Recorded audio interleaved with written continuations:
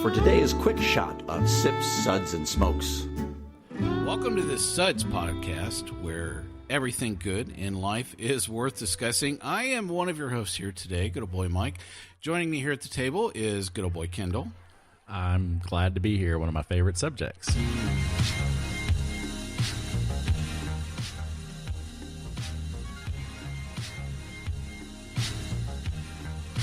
Hey, Mike, this isn't Portlandia. Let's start the radio show. Oh, yeah, that's right. This is our radio show. I'm sorry, it's somebody else's theme music. Today we're going to talk about the great city of Portland, Oregon, and delicious food, beer, and coffee there. But first, we want to let you know who this episode is sponsored by. Travel Portland Visitor Bureau, your one-stop online source for everything in Portland, Oregon. You'll find events calendars, a directory of things to do, places to shop, and the places you want to be. Just head to travelportland.com.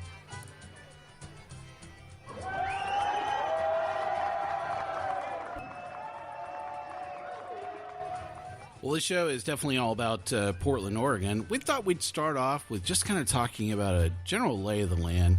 Kendall, I know you've been to Portland quite a bit. I love Portland. I've been there at least 6 times, honestly. I've lost count, but I can say at least 6 since in the last 10 years or so. Is that what makes it weird? You can't count? Maybe. Yeah, I was worked for a company that had a satellite office there, so I got to go a few times for work. My wife has a cousin in Oregon City, just south of downtown Portland, and she's got some other family in the Northwest, so it's a great place to visit. It's known for its parks, bridges, bicycle paths. It's eco-friendly, and it has great microbreweries and coffee houses. And it's known for its weirdness, too. They're proud of it. Like taking pictures of the PDX airport carpet. I mean, really, it's a real thing, people. You got to look this up. Trust me. My wife has a PDX airport carpet refrigerator magnet. And I'm telling you, she's a candidate for group therapy that should show up. And we were doing some research, and we found somebody that actually has a tattoo. The Portland carpet tattoo. It's crazy. I can't believe this happens. Yeah, I can tell. We're just... Banned once again. We're going to be banned for sure. It's a wonderful town, but let's not get banned from Portland. I really want to go back there. I do, too. So.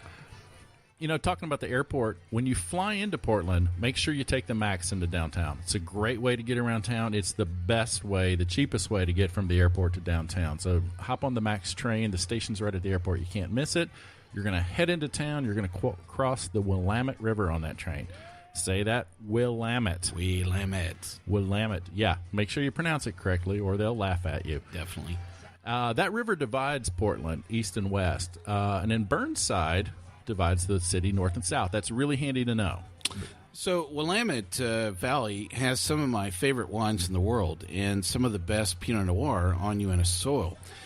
Listen, there's tons of wine tasting rooms all over the place and really great wine bars where you can feature a lot of these local wines that are available through Willamette and through the Washington, through the Columbia River Valley as well. Yeah, it's a great region, and Portland anchors the whole thing. So, yeah, one of my other favorite things to do there, go to Powell City of Books. You know, we don't go to bookstores anymore, right? But you got to go there. It's several stores. You can get lost in there. You can spend a whole day. Love that place. Amazing. Well, I've had quite a bit of time in the area as well, working with several clients. I have fond memories of Waterfowl Alley, including the famous Multnomah Falls. Actually, the Multnomah Whiskey Library is a good sipping zone. Be sure and drop by there. There's really great fly fishing on the Salmon and Hood rivers, and I just really had such a great time doing that. I love staying in the historic Heathman Hotel and eating inside the Union Station at Wilf's. Amazing space. I could probably write a book someday on all these historic train stations and the wonderful use of them today. Well, we've got so many things to talk about in Portland, Oregon. We decided to pick some of our favorite things. Beer, food, and coffee to talk about. You think that's just some of our favorite things, Kendall? Those are the most important favorite things. Yes, I would agree. I will be checking out some of the music from Portland in the background during the show. Right now, you're listening to the Oregon Pagan Jug Band. We'll hear from the Decemberists as well, and the Mel Brown Quartet.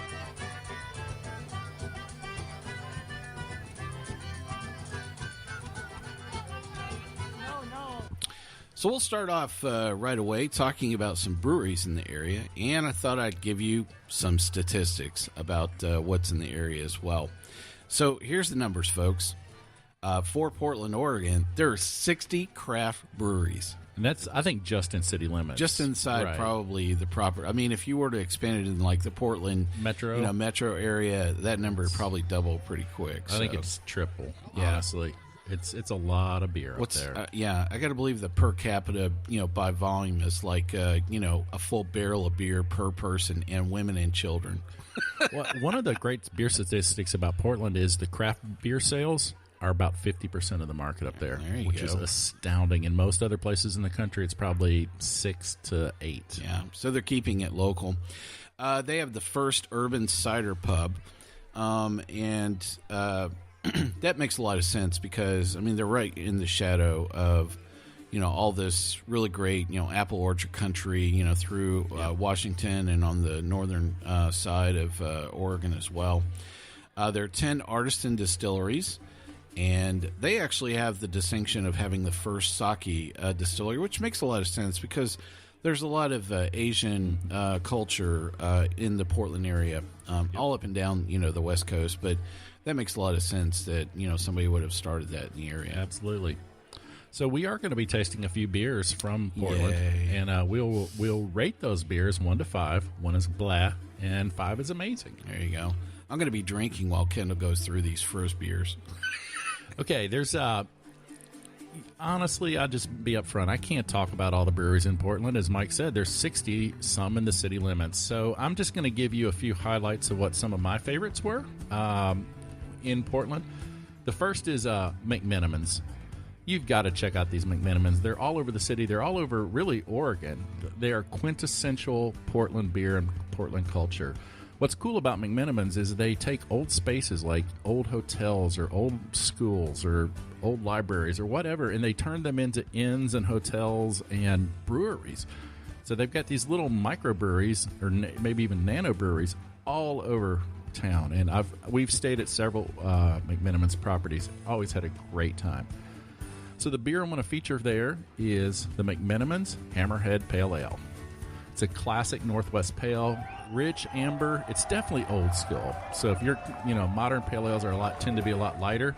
This was great. It's ambery. It's got caramel notes, what you would expect from Cascade hops, pine and grapefruit, and just a solid example of Northwest Pale and of Portland Pale Ale. And I'm giving that one a 4.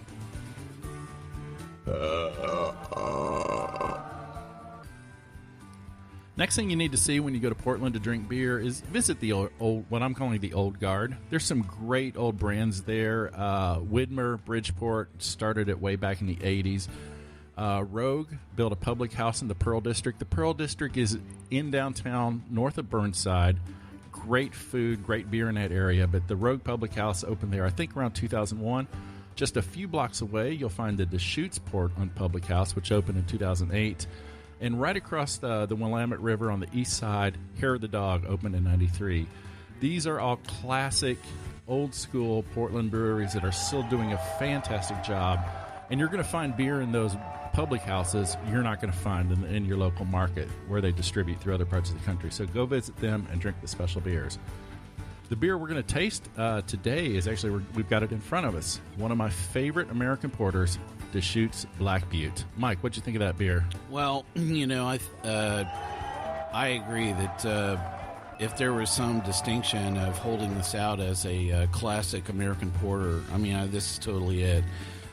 Very classic. I always describe porters as they really should taste like a Tootsie Roll. That same profile, even the way that, the sugars hit you, the mouthfeel and the finish really should flow right along with just a regular Tootsie Roll or a chocolate Tootsie Roll. Usually somewhere in between the two is kind of the right thing. I thought this just had all those same flavor profiles. It wasn't too sweet.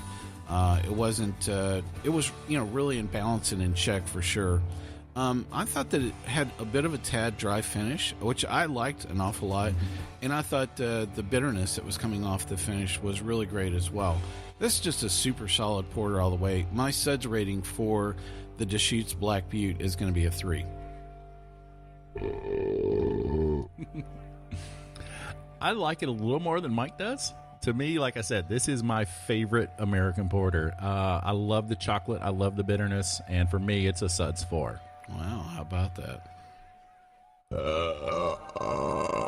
So we even talked about some renditions of this that float around that are actually barrel aged, and you and I have had some of those, and it really kicks things up, exponentially quite a bit. So I would definitely tell people, if you see those floating around, definitely to seek those as well.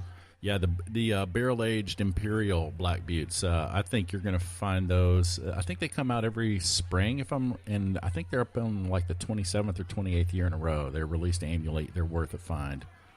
Fabulous beers. Cool.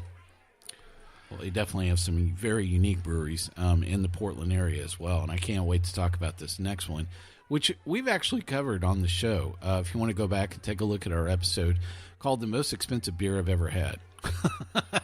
Or I should say it was the most expensive episode I think we've ever recorded, because we had, I think, a lineup of 8 beers from this brewery.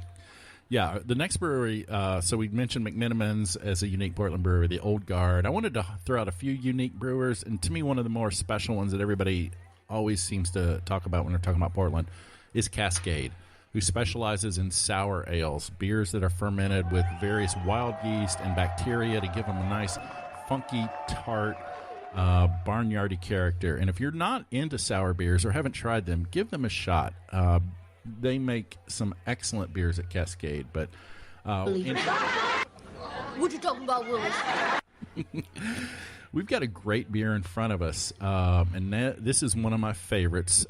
Cascade does a lot of fruited sour beers, so think raspberries, cherries, anything you could put into a beer. Yeah, they have a combination of a really great sour beer culture program, as well as they're just masters of blending. And like the Sang Noir is just such a fabulous beer.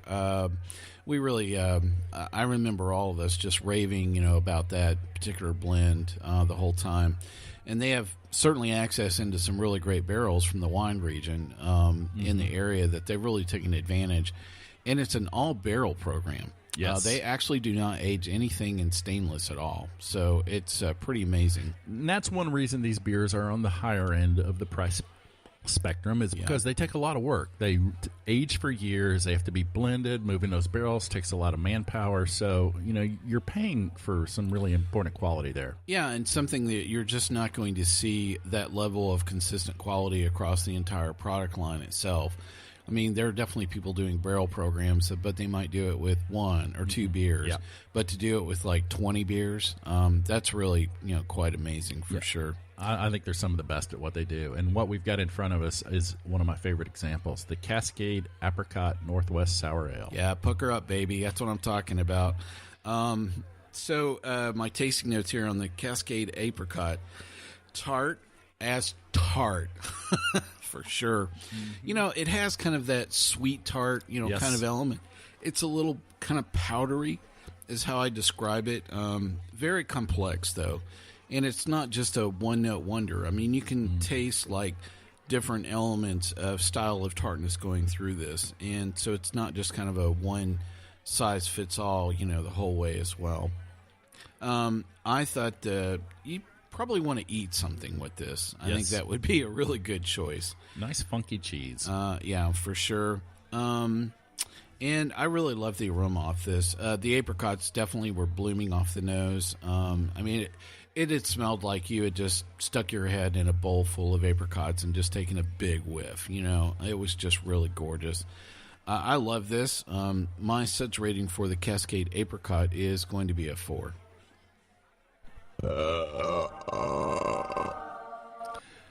I love this too, and that's why I picked this beer. Good old boy Mike let me choose the beers for this, and while there were very many Cascades available, this is the one I wanted, because to me, apricot, peach, those stone fruits just work so well with the tart character of these beers. It's kind of a very soft fruit flavor. Other common ones are cherry or raspberry, and Cascade makes great beers with those, but this apricot is special to me, and I'm giving it a 5. Wow, how about that? Great beer. So, Wow, that goes forever. Yeah. One other brewery I wanted to throw out was Ex Novo, which is very interesting in that of all the Portland breweries, actually it's one of the few I know of. This is a nonprofit corporation. So they donate all the profits to charities. Wow, that's amazing.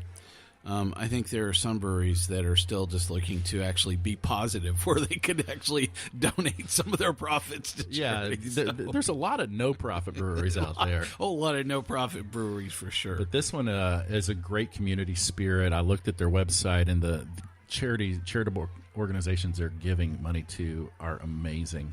So that's a great one. There's a lot of breweries in Portland, too. Like I said, I can't mention them all, but I'll throw out a few names here to check out. Eclectic, Breakside, Base Camp, all doing great stuff. But you can't go wrong. Great breweries all over Portland. Definitely.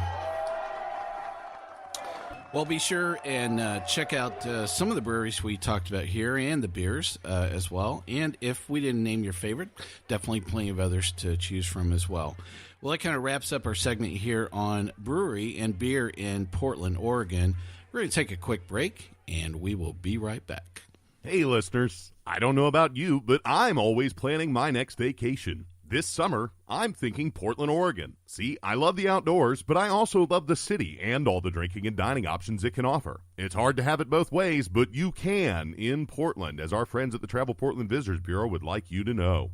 Whether you're hiking through Forest Park, one of the largest urban forests in the United States, or just hiking down from your accommodations to have a tasty local beer, the warm, sunny summer weather is perfect for spending time outdoors. And while Portland is certainly known for its innovative breweries, your libations on vacation don't have to be limited to Suds.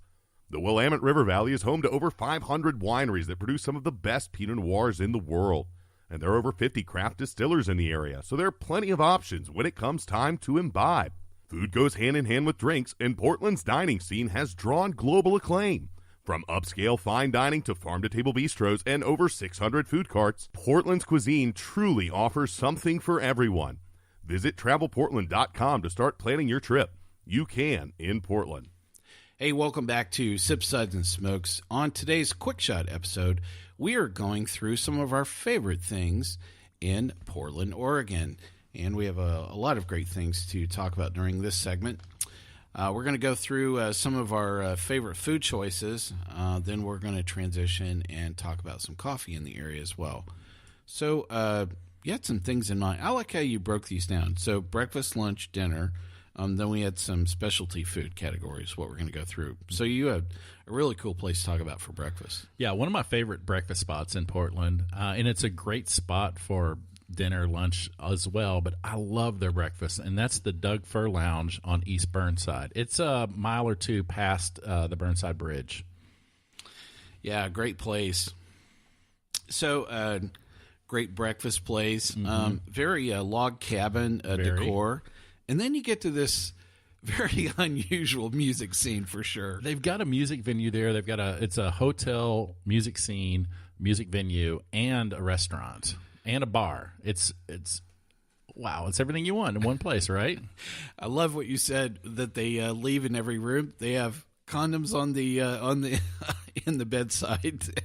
Got to be prepared. So yeah, I was asking. So I wonder if they have overnight rates and 3-hour rates. I wonder if they can it's go a classy around place. It's Mike. a classy place. It's a very nice place. Yeah, I don't know. It's kind of difficult to get my head wrapped around a place that you have pancakes and at the same place as you hear a punk music concert. You know, that's just I don't know. There's something. That's Portland. Yeah, you know, but.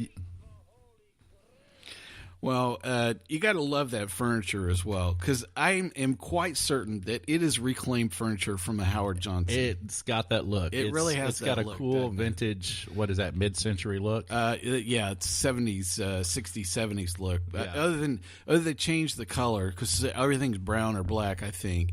And I think the original chairs were orange to match the Howard Johnson motif. But it's slick, man. It could have been a Howard Johnson's back in the day. It really could have. It could have been, and they just, you know, if you peeled back some of those log cabin pieces, you know, I wonder if you'll find the original, pieces. So you might. I love this quote that I saw from a Google local guide called Pris Fier. If I pronounce your name wrong, I'm terribly sorry. Great review here, and I thought I'd just share it with you. The clams are very good. The other food we had was so-so. The decor mostly made for it. Definitely visit the bathroom. So Absolutely. we get to go to a lot of great places, but you know that you're in a big place when the bathroom is on That's the the menu. draw. That's the draw. So we have one place that is in Nashville, Tennessee, that is part of the Capitol Grill in the Hermitage Hotel. It's in the ground floor. And the bathroom is almost as famous as the Oak Room, which is the bar right next to the restroom itself. They actually have to shut down the men's room like once an hour to let people go in and take pictures, of the restroom. That's crazy. Yeah, my wife's been in that restroom a few times. So I would describe the restroom here at the Doug Fir Lounge as you can walk in, and I think you can actually hear Donna Summer. So, Good, yeah. So Good choice. That's the best way I can describe it for sure. So we had another really great part of town that you and I have both been through, which is Burnside. It's just a great area, especially East Burnside. Just one great restaurant or place to hang out after another.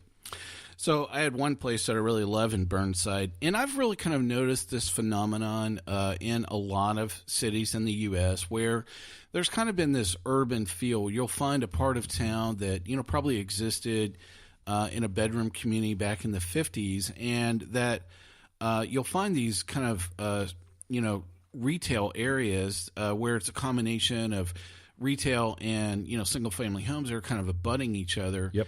And they kind of turn into these outdoor malls where people are kind of walking, around for 4 or 5 blocks. And I've seen them in a lot of cities. And this is the one area within Portland that's like this. There was one place that really caught my attention in Burnside, which is Noir. So first off, I got to tell you, the name is really kind of a funny story about it. So the missus and I, when we were trying to pick the name of our son, she is a huge fan of Lady Hawk, the movie, and so one of the name characters in that movie is Noir.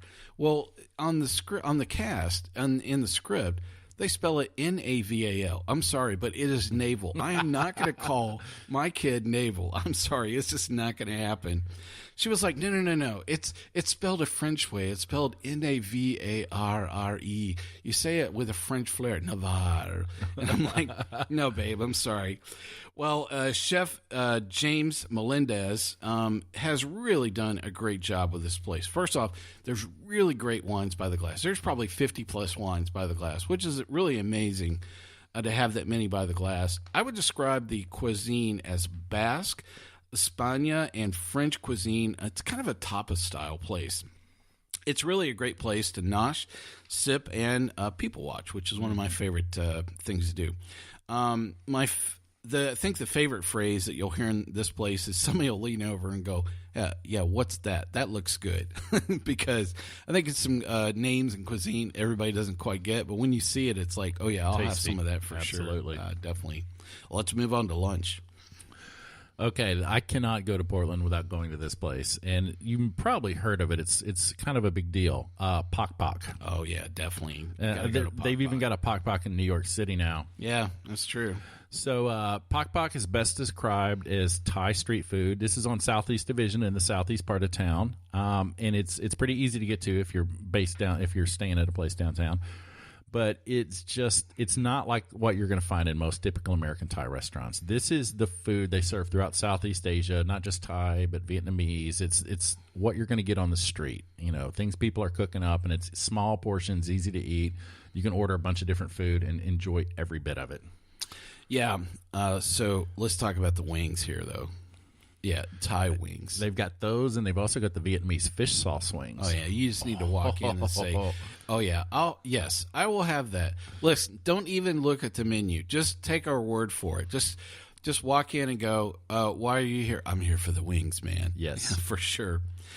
Listen, if you think you're going to walk in and have your typical Thai experience, I'll have the green curry with the chicken, and I don't like those bean sprouts and blah, blah, blah. No, I'm sorry. You get out, all right? There is no pad Thai here at all on the menu. And I think one of the very good recommendations I would tell you to do from a cocktail is order the Pok Pok Som. It's actually a drinking vinegar. Ooh, I've never tried that. Really amazing stuff. If you've never had this, really great. You need to ask a friend to actually take a video of you drinking this.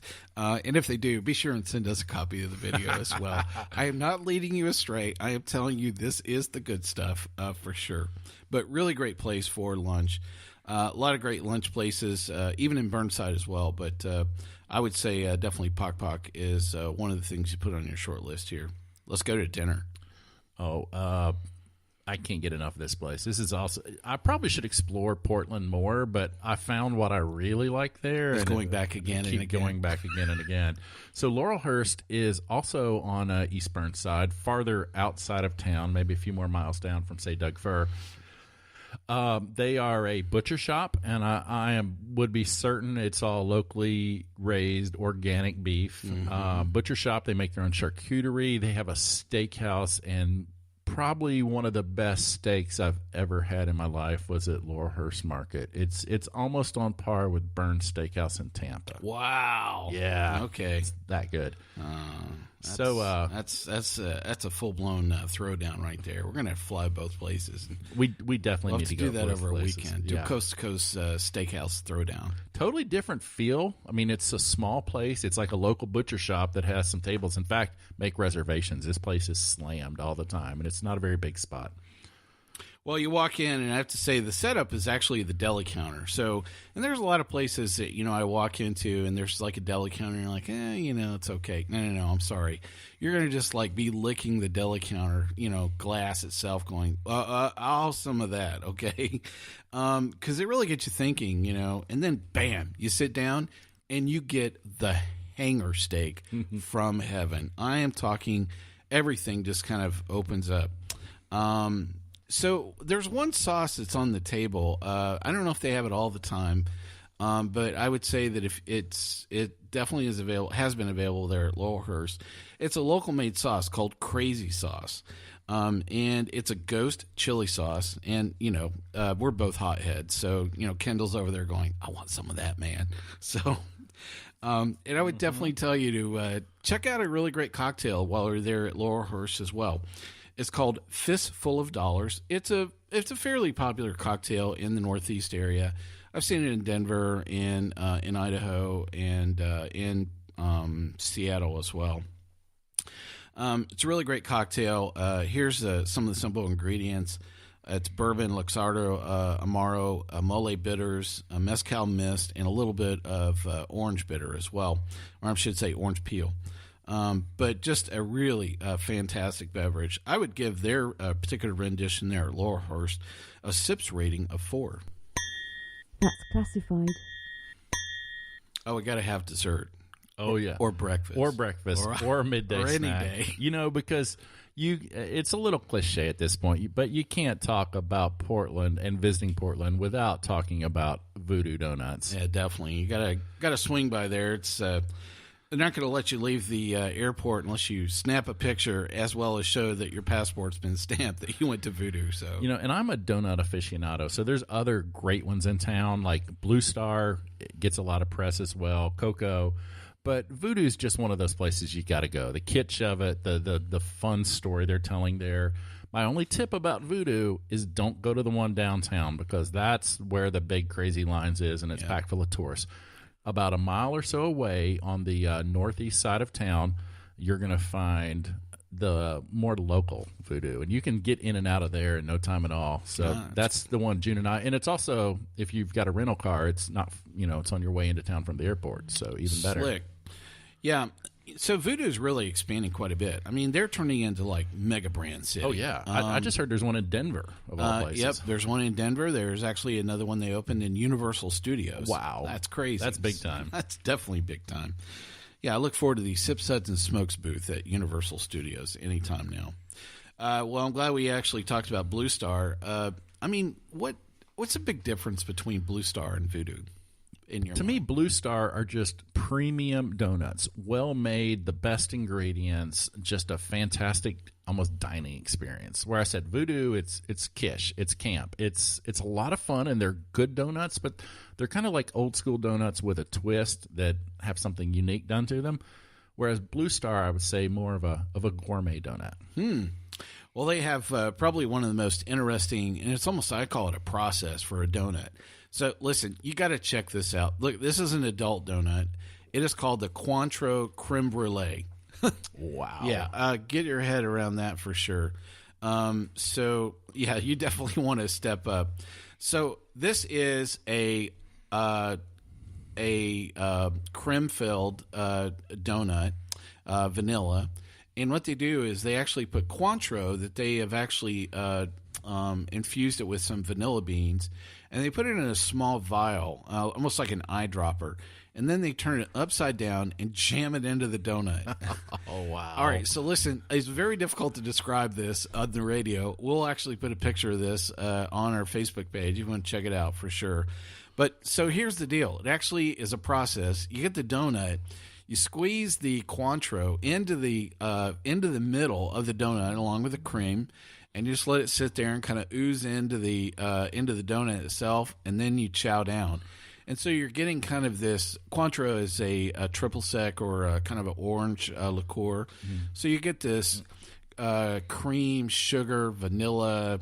Then you get all the elements of the donut itself with this texture. It's just amazing heaven all the way around for sure.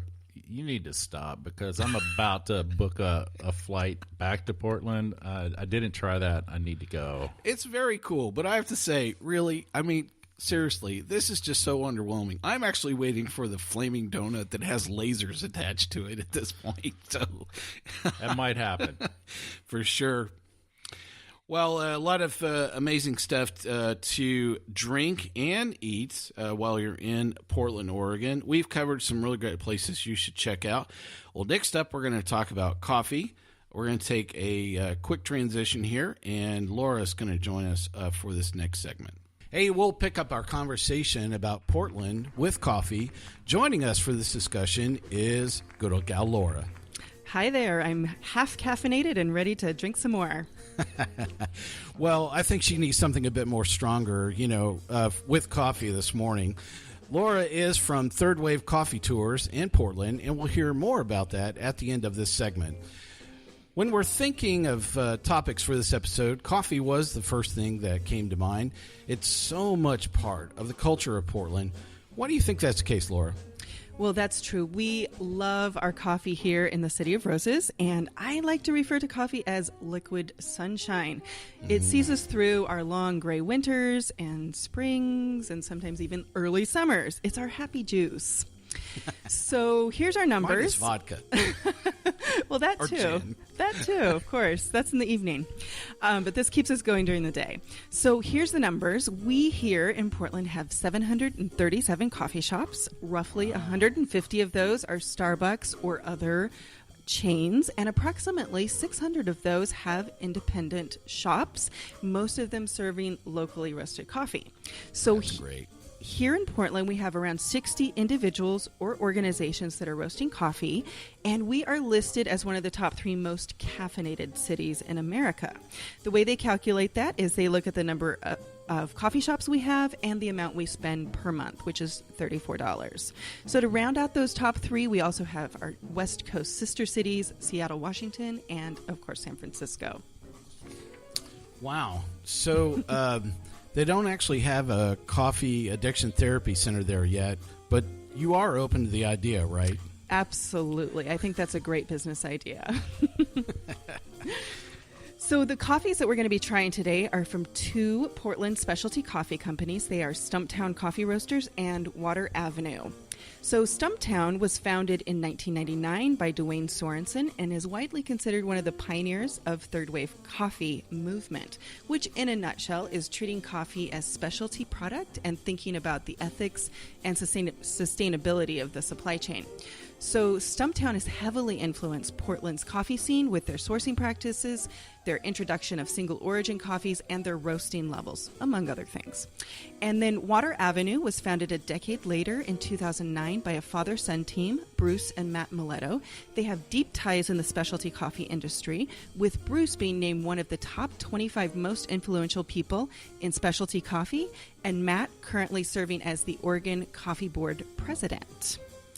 So the coffees we'll be trying today are from Stumptown. Are their blend, Hairbender, and a single origin from Costa Rica called Montes de Oro.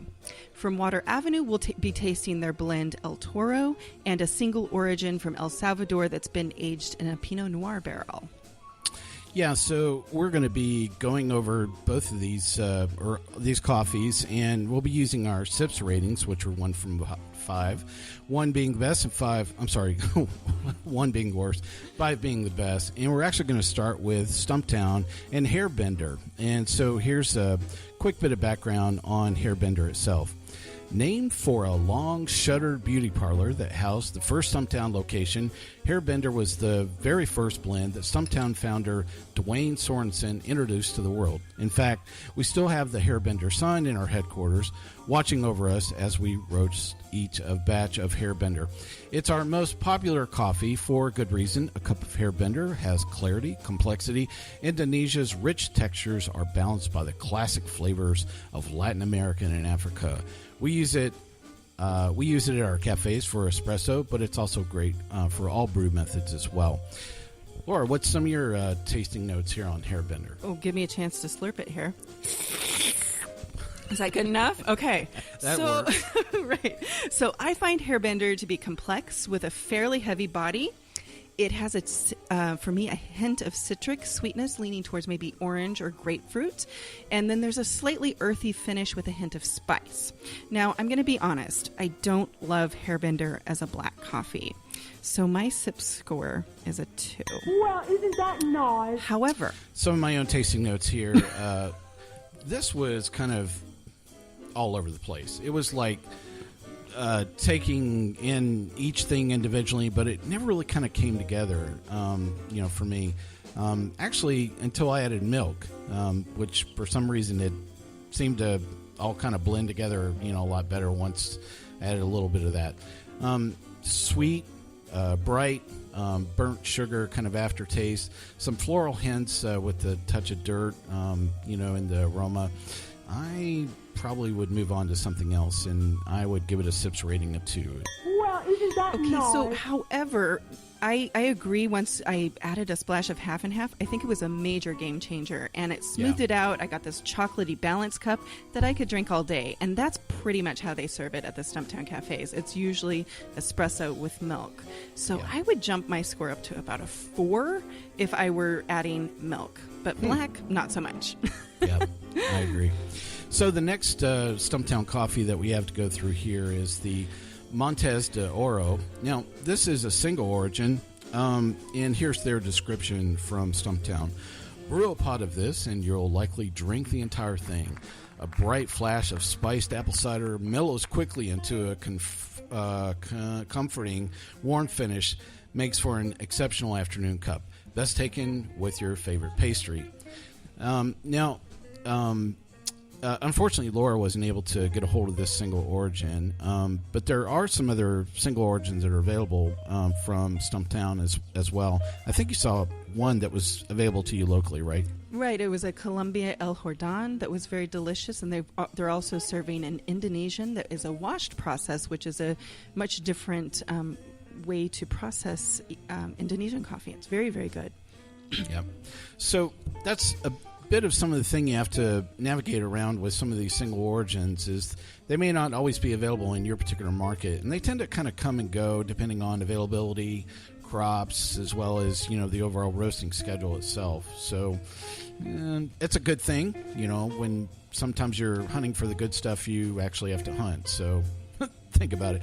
So here are some of my tasting notes here on Montes de Oro. It's like they dropped this into a cider barrel and aged it a bit. That tart apple thing smacks you around pretty hard, and it's laced with some pumpkin pie spice blends like cinnamon, nutmeg, and cardamom.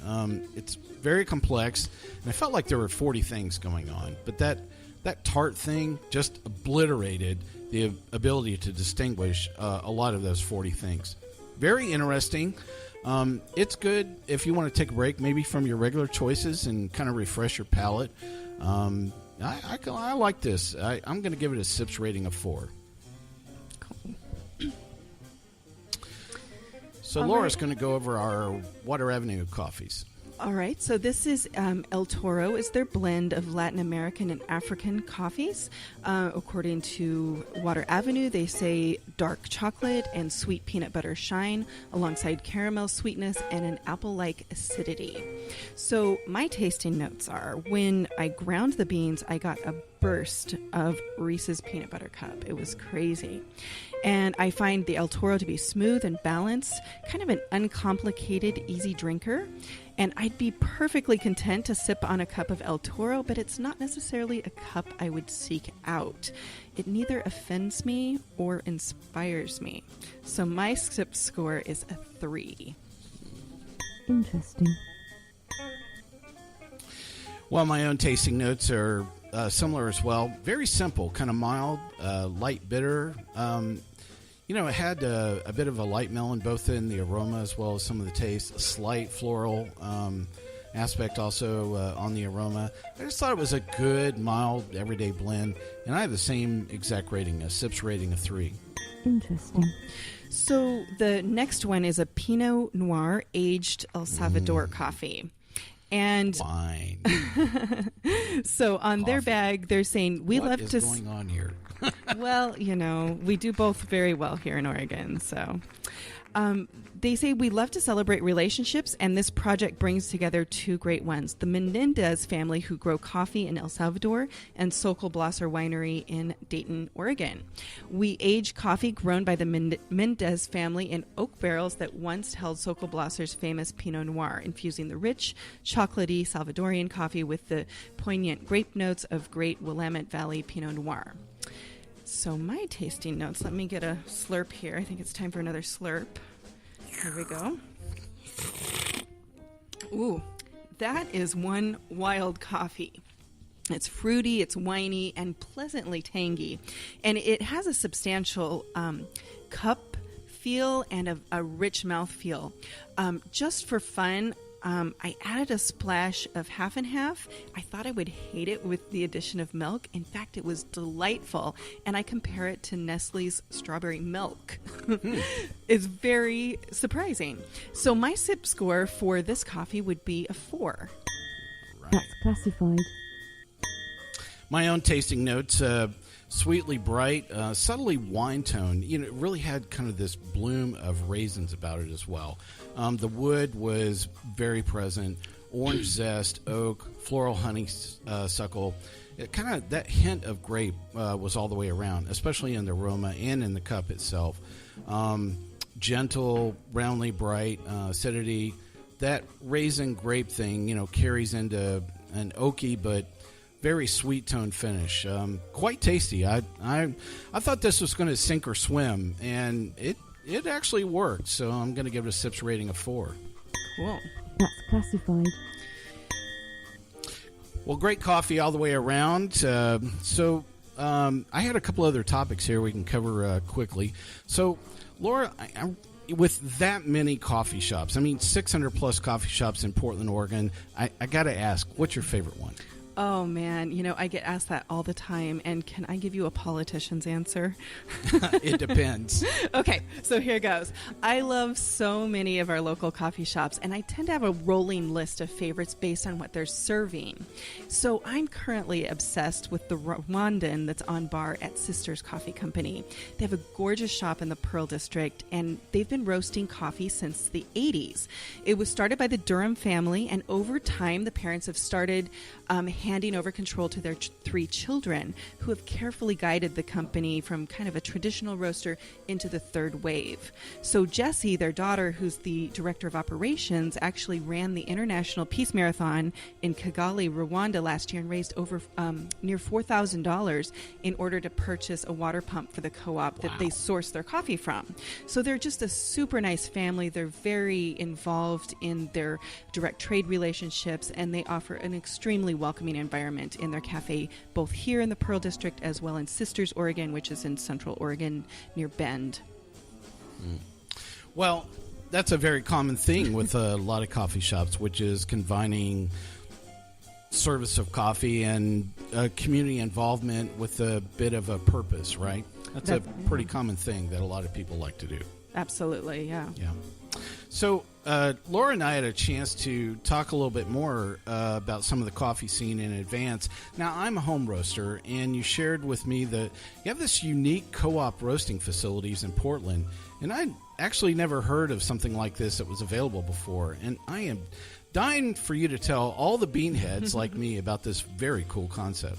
Sure. Yeah, we have two companies in town that for all intents and purposes operate as roasting co-ops. One is called Aspect Coffee Collective, and the other one is called Buckman Coffee Factory. And in a nutshell, they own and maintain roasting equipment that people are able to rent time on.